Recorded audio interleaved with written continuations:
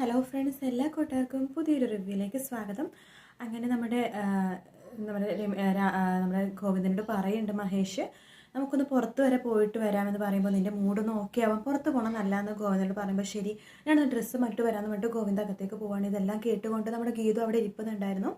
അങ്ങനെ ഗോവിന്ദ റൂമിൽ വരുന്ന സമയത്ത് ഗീതു പെട്ടെന്ന് ഗോവിന്ദൻ്റെ അടുത്തേക്ക് പോകുന്നുണ്ട്.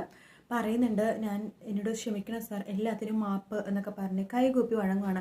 ഗോവിന്ദനൊന്നും മനസ്സിലാവുന്നില്ല. ഗോവിന്ദ് ഒന്നും മനസ്സിലാവാതെ ഇങ്ങനെ നിൽക്കണ കാണുമ്പോഴേക്കും ഗീത പെട്ടെന്ന് കാലിൽ പിടിക്കാൻ പോകുമ്പോൾ നീ എന്തായി കാണിക്കണമെന്ന് ചോദിക്കുമ്പോൾ, നിങ്ങൾ തമ്മിൽ സംസാരിക്കണത് എല്ലാം ഞാൻ കേട്ടായിരുന്നു, സോറി സാർ, എന്നോട് ക്ഷമിക്കണം, ഞാൻ സാറിനെ വല്ലാതെ അങ്ങോട്ട് തെറ്റിദ്ധരിച്ചു പോയി എന്നൊക്കെ പറയുക കേട്ടോ.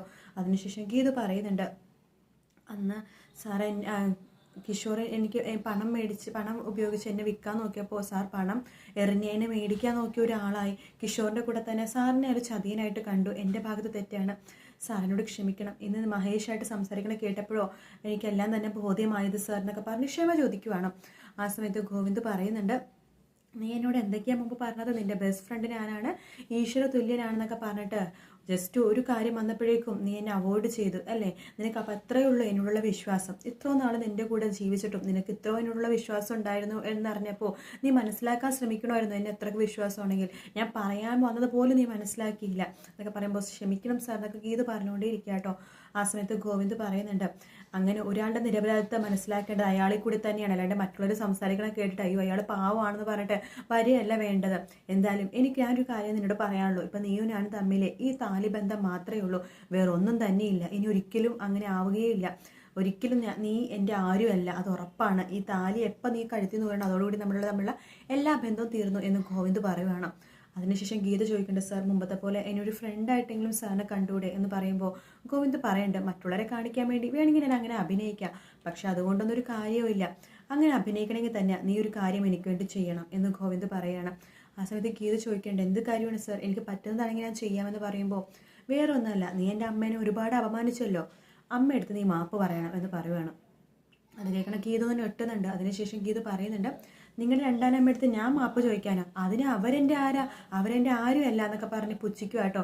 അങ്ങനെ പറ്റില്ലെങ്കിൽ ഇറങ്ങിപ്പോയി എന്ന് പറഞ്ഞിട്ട് ഇങ്ങനെ ഗീതിനെ കൈ കൊണ്ട് ഇങ്ങനെ തട്ടി മാറ്റിയിട്ട് ഗോവിന്ദ് ഡ്രസ്സൊക്കെ മാറിയതിനു ശേഷം റൂമിൽ ഡ്രസ്സൊക്കെ മാറ്റി തിരിച്ചു പോവുകയാണ്. ഗീതുവാണെന്നുണ്ടെങ്കിൽ മനസ്സിലാകെ വിഷമോട്ടിരിക്കുകയാണ്. ഈശ്വര, ഗോവിന്ദ് സാറിൻ്റെ പഴയ പോലൊരു സൗഹൃദം എനിക്ക് ഒരിക്കലും കിട്ടില്ലേ, ആ സൗഹൃദം കിട്ടാൻ വേണ്ടി ഞാൻ എന്താ ഈശ്വര ചെയ്യേണ്ടത് എന്നൊക്കെ ഇങ്ങനെ ആലോചിച്ച് ഇങ്ങനെ ഇരിക്കുക കേട്ടോ. അങ്ങനെ പിന്നെ കാണിക്കുന്നത് നമ്മുടെ ഗീതു രാവിലെ തന്നെ ആ ഒരു പുള്ളിക്കാലത്ത് ഉണ്ടല്ലോ ഇന്നലെ പരിചയപ്പെട്ട ആ വില്ലേജ് ഓഫീസ്, അതായത് ആ ഒരു സ്ഥലത്ത് കൗൺസിലർ എന്നൊക്കെ പറഞ്ഞ് പരിചയപ്പെട്ടത്, ആ പുള്ളിക്കാരത്തിൻ്റെ കൂടെ നമ്മുടെ വിജയലക്ഷ്മിയുടെ ആ ഒരു വില്ലയിലേക്ക് പോവുകയാണ്. അതായത് മുമ്പ് ഉണ്ടായിരുന്ന ആ ഒരു തറവാട്ടിലേക്ക് പോവുകയാണ്. അപ്പോൾ ആ പുള്ളിക്കാരത്തി പറയുന്നുണ്ട്, ഇത് 10-16 വർഷം മുമ്പ് വിജയലക്ഷ്മി മേഡത്തിൻ്റെ കൈവിട്ട് പോകാൻ പോയൊരു തറവാടായിരുന്നു മോളെ. പിന്നെ കേസിലൊക്കെ പെട്ട് എന്തോ ഭാഗ്യം കൊണ്ട് വിജയലക്ഷ്മി മേഡത്തിന് തന്നെ അനുകൂലമായിട്ട് വിധി വന്നു. അതുകൊണ്ടാണ് ഇപ്പോൾ ഈ തറവാട്ടിലെ കാര്യങ്ങളൊക്കെ നോക്കണമെന്ന് പറഞ്ഞത്. എല്ലാം വിജയലക്ഷ്മിയുടെ പേരിലായെങ്കിലും ചെറിയൊരു ബാധ്യത കൂടി ഉണ്ട്. അത് തീർക്കാൻ വേണ്ടി വില്ലേജ് ഓഫീസിൽ കയറി ഇറങ്ങി നടപ്പാൻ ഞാൻ ഒന്നും ശരിയാവണില്ല മോളെ എന്നൊക്കെ പറയാണ്. അതിനുശേഷം ഗീത തറവാട്ടിലൊക്കെ നോക്കുന്നുണ്ട്. അതിനുശേഷം പറയുന്നുണ്ട്, 16 വർഷം മുമ്പുള്ള പ്രശ്നമോ? 16 വർഷം എന്തൊക്കെയോ പ്രശ്നമായിട്ട് ഈ തറവാട് മേഡത്തിൻ്റെ കയ്യിൽ നിന്ന് പോയതായിരുന്നു. ഇപ്പോഴാണ് വിധി വന്നിട്ട് മേഡത്തിൻ്റെ പേരിലായത്. എന്തായാലും വില്ലേജ് ഓഫീസിൽ കയറി ഇറങ്ങി മതിയായി എന്ന് പറയുമ്പോൾ പെട്ടെന്ന് ഗീത പറയാണ്, വില്ലേജ് ഓഫീസിലൊരാളെ എനിക്ക് പരിചയമുണ്ട്, ആ ആധാരമൊക്കെ കൂടി തരാമോ, ഞാൻ പോയി ശരിയാക്കി കൊണ്ടുവരാം എന്ന് പറയുമ്പോൾ കൗൺസിലർ പറയുന്നുണ്ട്, അയ്യോ മോളെ, ആധാരമൊന്നും എൻ്റെ അടുത്തില്ല, എല്ലാം വില്ലേജ് ഓഫീസിലാണ്, മോള് പോയിട്ട് പറഞ്ഞാൽ മതി, കൗൺസിലർ പറഞ്ഞിട്ട് വന്ന ആളാണെന്ന്, എല്ലാം മോൾക്ക് അവർ എടുത്തു തരുമെന്ന് പറയാണ്. ഗീത വളരെ ഉപകാരം, ഞാൻ ചെയ്തു തന്നോളെന്ന് പറയാണ്. അങ്ങനെ കൗൺസിലർ ഒന്ന് പോവുകയാണ്. ഗീത മനസ്സിലിങ്ങനെ വിചാരിക്കുക കേട്ടോ, അങ്ങനെ വില്ലേജ് ഓഫീസിൽ പോയിട്ട് ആ ആധാരം എടുക്കുകയാണെങ്കിൽ തീർച്ചയായിട്ടും ആധാരത്തിൽ എന്തെങ്കിലുമൊക്കെ ഒരു ക്ലൂ ഉണ്ടാകും എന്ന് ഗീതവും മനസ്സിൽ വിചാരിക്കുകയാണ്. അതിനുശേഷം ഗീതു വില്ലേജ് ഓഫീസിൽ പോകാൻ വേണ്ടി പോണ സമയത്ത് അവർണികയുടെ ഫോൺ വരുവാണ്. ഹലോ ഗീതു. ഹലോ, എന്താ അവർണിക, ഞാൻ പറഞ്ഞ കാര്യം എന്തായി, ഇന്ന് ഞങ്ങളുടെ കമ്പനി വാങ്ങണോ വേണ്ടിയോ എന്നുള്ളത് ഒരു മീറ്റിംഗ് വെക്കുന്നുണ്ട് ഗോവിന്ദ് സാർ കമ്പനിയിൽ. ഗീതാഞ്ജലി അവിടെ ഇല്ലേന്ന് ചോദിക്കുമ്പോൾ, ഇല്ലല്ലോ ഞാൻ പുറത്താണ്. ഗീതാഞ്ജലി ഒന്ന് ആ മീറ്റിങ്ങിൽ പങ്കെടുക്കാവോ? ഗീതാഞ്ജലി ഉണ്ടെങ്കിൽ ഞങ്ങൾക്കൊരു വിശ്വാസം ഉണ്ടാവും, അത് നമുക്ക് തന്നെ കിട്ടുമെന്ന്, ഗോവിന്ദ് സാർ ഞങ്ങളുടെ കമ്പനി ഏറ്റെടുക്കുമെന്ന്. പ്ലീസ് ഗീതാഞ്ജലി, ആ മീറ്റിങ്ങിൽ ഒന്ന് പങ്കെടുക്കാൻ അവർണിക പറയാണ്. അങ്ങനെ ഗീതു മനസ്സിൽ വിചാരിക്കുകയാണ്, വില്ലേജ് ഓഫീസിൽ പോകണോ മീറ്റിങ്ങിൽ പങ്കെടുക്കണോ? എന്തായാലും മീറ്റിങ്ങിൽ പങ്കെടുക്കാം എന്ന് ഗീതുവും വിചാരിക്കുക കേട്ടോ.